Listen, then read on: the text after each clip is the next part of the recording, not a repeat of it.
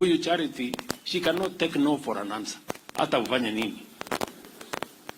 Akikuja ofisini mpaka ukubali hila amesema, otherwise hautapata amani. So mara nyingi tunanunua amani kwa kuambia okay, ile umetaka wacha tufanye. Hata nakumbuka Rigati siku moja alikuwa ananiambia, sasa Charity amekuja amesema lazima tuende tufanye. Sasa what are we going to do? We have no choice. Kwa sababu she's not a person who can take no for an answer. She's very passionate about what she does.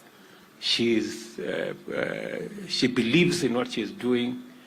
And mimi nataka niwaambie watu wa Njoro na watu wa Nakuru, pongezi sana kwa kumpatia huyu mama nafasi ya uongozi, na sote tumefaidika kwa sababu ya uongozi wake kwa mambo yale mengi ambayo yanaendelea katika sehemu hii.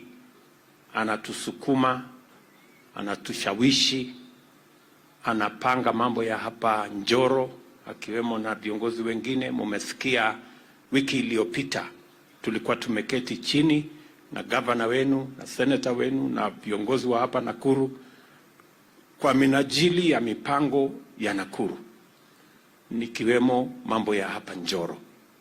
So nataka niseme poleni sana kwa kumpoteza huyu shujaa David, and I truly believe that he is one, because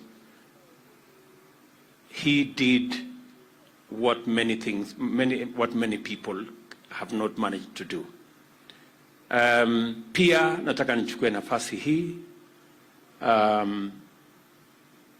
nimpongeze pia David, kwa sababu sio wanaume wengi wako na courage ya kutosha kutoa mke wake aende apiganie mambo ya siasa. Ninyi mnajua mambo ya siasa vile iko magumu.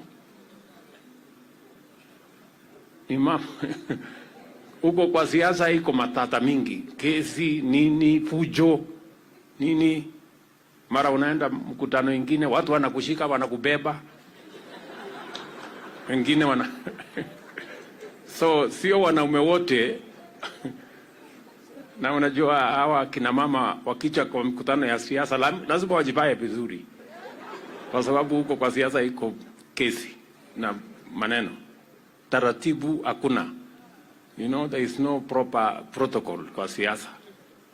So mwanaume hasa wa kutoka hii jamii kukubali ati bibi yake aende atangatange huko, aende afanye hiyo maneno yote, sio rahisi.